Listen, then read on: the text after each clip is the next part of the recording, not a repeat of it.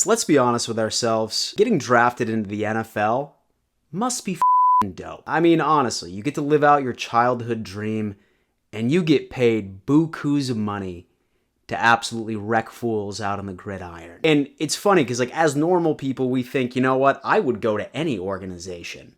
I get to play in the NFL. But sometimes the grass isn't always greener on the other side.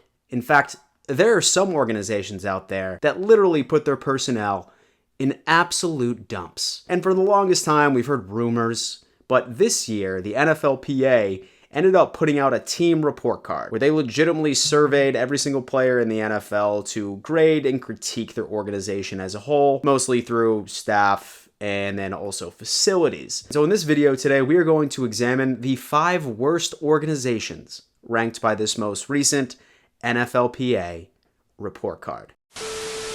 Number 5 on our list goes to the boys in Duval, the Jacksonville Jaguars. Trevor Lawrence, Doug Peterson, most electric playoff win on the face of the planet.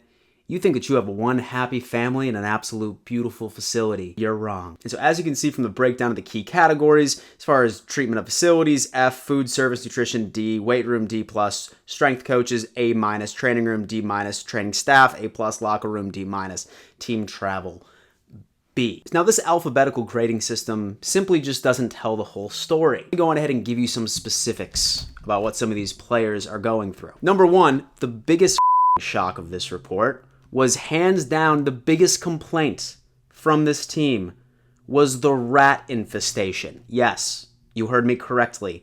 The rat infestation. So apparently this year, 3 to 4 weeks this season, they were completely covered in rats. So the locker room and the laundry hampers. Literally, our guy Travis Etienne is right next to a rat when he's getting changed for game time, baby. Some more specifics, apparently they treat families horribly. Most NFL organizations have a family room where, you know, their wives can go and they can tend to their young. They can lounge around and wait for their husbands or their boyfriends to play their game. Not the Jacksonville Jaguars. No, not at all. In fact, there was reports that girlfriends, when they needed to breastfeed their youngin', they would be found sitting on the floor of a public bathroom doing so, more than likely next to the rats. It's allegedly the facilities suck, but apparently most players have confidence in owner Shad Khan that he is going to make the appropriate investments. They have a new training facility on the way. We shall see how they rank on the list next year, but as of right now, they're number 5.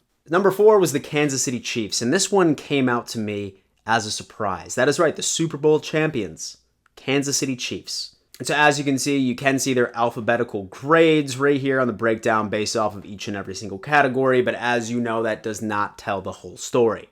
And so like most other teams on this list, their training facilities are wildly outdated. And so only 56% of the players believe that owner Clark Hunt is going to make the necessary investments so the Super Bowl champions aren't treated like second-class citizens. So next thing up is that all the players need to have roommates during away games. And so I can only imagine how much Travis Kelce must be upset when he's trying to bring some strange back to the room from an away game. And he has my guy Kadarius Toney over there smiling in the corner like this. And so to top it all off, apparently their head trainer is an absolute dickhead. The Kansas City Chiefs fall at number 4 on this list. Number 3 worst on this list is the Los Angeles Chargers. Now, their training facility is a bit of a mixed bag because, yes, they do have one in the works, but as of now, they are legitimately working out of a converted office building. The one thing that stood out to me the most on this list is that one of the largest complaints was the lack of maintenance on the hot and cold tubs. Many players have even went as far as saying that they were gross. This only reminds me of, say, for example, you're at an Airbnb with a big group of friends, and you're just abusing that hot tub, baby. 4 days later, after all of those God knows what body fluids are just swimming around, so you open it up that next morning, and it's f***ing green. So that's exactly what I'm picturing when I think about lack of hot tub maintenance. So despite all of this, the players do believe that Spanos is going to make the appropriate adjustments so that they have a better training facility moving forward. It's no wonder it's so rare to see Justin Herbert smile. Number 2 is the Arizona Cardinals. We finally have our answer why Kyler Murray did not want to spend those extra hours in the film room because he wanted to stay far away from the dump that he had to be at. It's on the screen. You will see their alphabetical grades, but these are what some of the players are currently saying about this situation. Number one that stood out to me the most was the fact that they consider their weight room to be a hazard. Now, I'm not even entirely sure how to picture this. And the only way that I can relate to this is as if, say for example, we move into a small town and we make the mistake of going with the cheapest gym out there, right? And like there's duct tape over the dumbbells, right? Like you're doing shoulder press and everything, and like there's like a 30% chance that it's going to fall off, and so you're more than likely going to be hospitalized with a contusion. So if players are trying to put up weight, I mean, honestly, I want to be able to do that without feeling like I'm going to be severely injured, not on the field. And then number three, hands down the most disrespectful thing on this list, I would say, out of any other team. These fools deduct dinner from NFL players' paychecks, from the Arizona Cardinals' paychecks. They deduct dinner. If they go into the cafeteria, they just want to get themselves a nice little post-workout meal, post-game meal, they deduct that from their paycheck. Could you imagine being an NFL player and having to pack a lunch to go to work? What the f*** are they doing over? So super interested to see how they fare out next year, but it's not looking good because most players don't believe that this guy is going to make any of the necessary changes. Last but certainly not least, in fact, I can almost guarantee that half of you guessed who number one was going to be before I even started this video. Bingo. It's the Washington Commanders. Now listen, I knew that their stadium was a dump.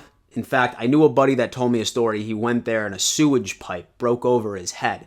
Allegedly. Don't sue me, Dan Snyder. I know you're the dude to do it. I said allegedly. Super tight, and it's just not a good experience. But apparently what the players have to go through is entirely worse. Like, as you can see from their grades, they are literally dead last in the league for everything except for strength coaches. That's it. Facilities, family, you name it, travel, F. And so, of course, spoiler alert, and the players think that Dan Snyder is nowhere near even wanting to address some of these complaints. And so between an understaffed training room, small hot tubs and cold tubs, half of the players say that they don't even have enough room in the locker room, literally bumping each other's dicks when they're trying to get undressed after a long game. So there's zero hot water, apparently, and there's a drainage issue. So imagine sitting there taking a lukewarm shower and legitimately having to dip your feet into all of the juices from your teammates if you weren't the lucky one to get in there first. And to top it all off, yet another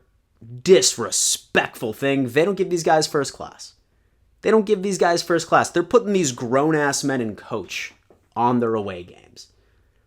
It's just a travesty. So everybody, if you're curious to see where your team fell into the overall report card from the NFLPA, I am going to leave that link in my description if you want to take a look at it. I'm a Bills fan. I was very happy to see that they were currently ranked 9th best out of the entire league, so that's always good to hear. But that's all she wrote. Thank you so much for tuning in, and before I let you go, better always remember, let's go Buffalo.